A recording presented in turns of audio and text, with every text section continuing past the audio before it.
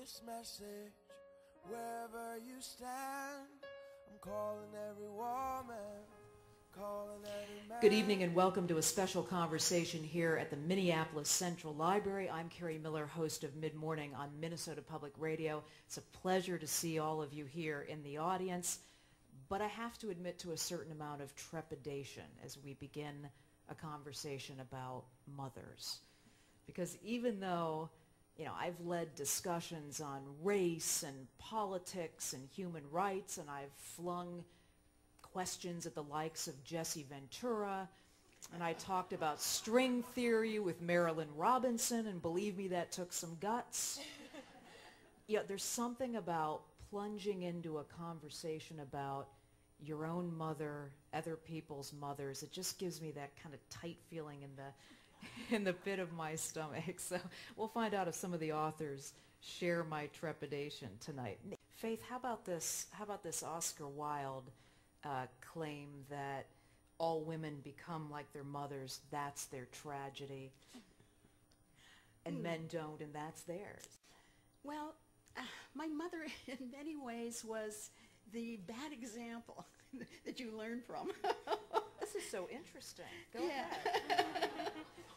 Well, in the little part that I'm going to read, I talk about the fact that my mother, I say in here that she was married 6 times, and I realized later I was totting them up. She actually was married 7 times. Shannon, how about that? You think Oscar Wilde's right? Well, I feel like I've sort of struggled mightily to become my own person, and yet I hear myself say, "Oh God, oofta," And I thought, "Oh, Mom, is that you?" I just wonder, thinking of myself, leaving China, coming to America 20 years ago, and writing the second language, right? When I started writing, I was writing in 2 languages, and very quickly I realized the Chinese one, which is my mother tongue, is very, very different from the English writing. And the English, I was so much free and happy and playful, bold. And in Chinese, I was just very refined. All the good manners, a good girl, I was there in Chinese. And suddenly I realized, how much I was bound by my mother tongue. For me, I think when I write in Hmong and I have my Hmong imagination opened and on, I'm much more free because I feel like I'm channeling the spirits of my ancestors, 4,000 years of storytellers, running through my veins, and I'm free and I don't have the constraint of a linear Western story to tell. I can tell stories with magic and and fanciful things happening. The epigraph sets the whole thematic element of the book. It's from Genesis 1:28. And God blessed them. And God said unto them, Be fruitful and multiply and replenish the earth and subdue it, and have dominion over the fish of the sea and over the fowl of the air and over every living thing that moveth upon the earth. And so I've sort of taken that theme and dramatize it from the point of view of both sides in the debate, from the side of the guy who sabotaged the rat bombing, and from the side of the biologist. And of course, in my telling, which takes real events and makes them fictional and dramatizes them, then there is an even greater fight over the extermination of the pigs. I used up all my sick days and the 2 personal days they allowed us. But when the alarm went off and the baby started squalling and my wife threw back the covers to totter off to the bathroom in a hobbled 2-legged trot, I knew I wasn't going into work. It was as if a black shroud had been pulled over my face. My eyes were open, but I couldn't see. Or no, I could see. The pulsing LED display on the clock radio, the mounds of laundry and discarded clothes humped round the room like the tumuli of the dead, a hard driving rain drooling down the dark vacancy of the window. But everything seemed to have a film over it, a world coated in Vaseline. The baby let out a series of scaled back cries. The toilet flushed. The overhead light flicked on. Clover was back in the room, the baby flung over one shoulder. She was wearing an old Cramps t-shirt she liked to sleep in and nothing else. I might have found this sexy to one degree or another, but for the fact that I wasn't at my best in the morning, and I'd seen her naked save for one rock and roll Memento t-shirt for something like 1,000 consecutive mornings now. It's 6:15, she said. I said nothing. My eyes eased shut. I heard her at the closet, and in the dream that crashed down on me in that instant, she metamorphosed from a rippling human female with a baby slung over one shoulder to a great shining bird springing from the brink of a precipice and sailing on great shining wings into the void. I woke to the baby on the bed beside me. You change her, my wife said. You feed her. I'm late as it is.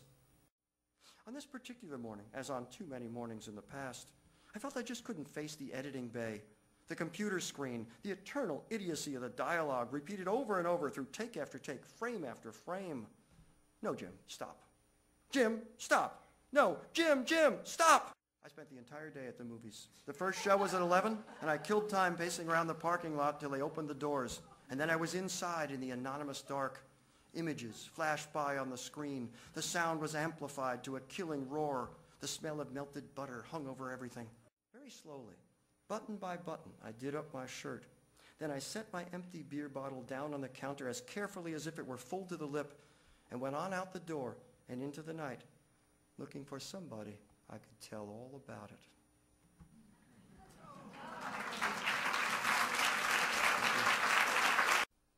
The front gate securely fastened, the men assemble in the house to set up their operation center. Big Bird calls Yang Thing over and without any warning punches him so hard in the face that Yang Thing collapses in a heap on the floor. Everything is still for a while. The other two men watch as Yang Thing pulls himself up, half kneeling, his cheek swollen, his upper lip bleeding. What inspired you to write a book? What has inspired me to write a book? I started writing when I was very, very young, and probably I do not actually remember what started me on, other than to say that when I read many of the books that I read, and I had as a young child, I had Arabic, English, Italian, and Amharic, which is the language spoken in Ethiopia, and spoke Somali. And when I started reading these books and read stories like Dostoevsky or Victor Hugo in Arabic, I discovered that there were no Somali children playing in the books. There were no Somali names. So I thought, well, wouldn't it be actually very good if there were Somali names? And so one of the first things I did was to change some of these names. And then, from playing around, fooling around with this kind of thing, it became quite a serious profession later. And then I became unemployable. So it would say, for example, a town called Ale, which is a small town, population no more than 15,000.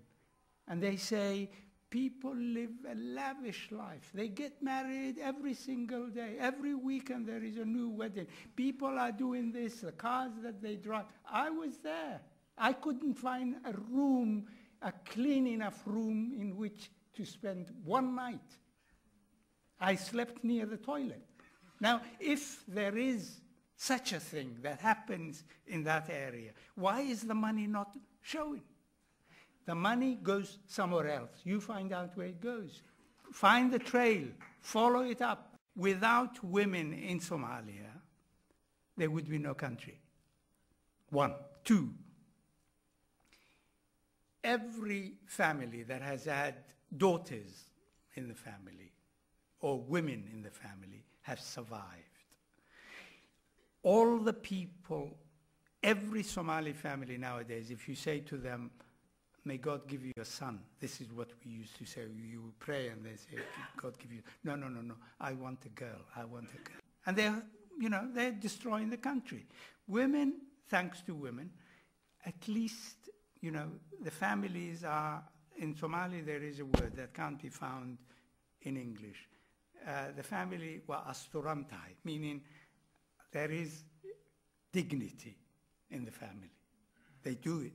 They do it with dignity. Men don't do it with dignity. They're always talking yak in a way and doing no good. So I would say I still hold that view, unfortunately, the women's movement is ineffective, and the reason is because of Shabab, and everybody is afraid, and all these body tents, and this is not part of the Somali tradition. Somalia has changed from what it used to be.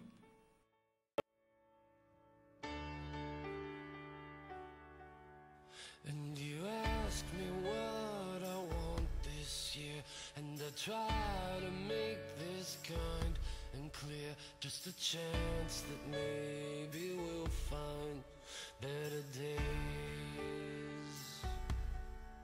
'Cause I don't need boxes wrapped in strings and desire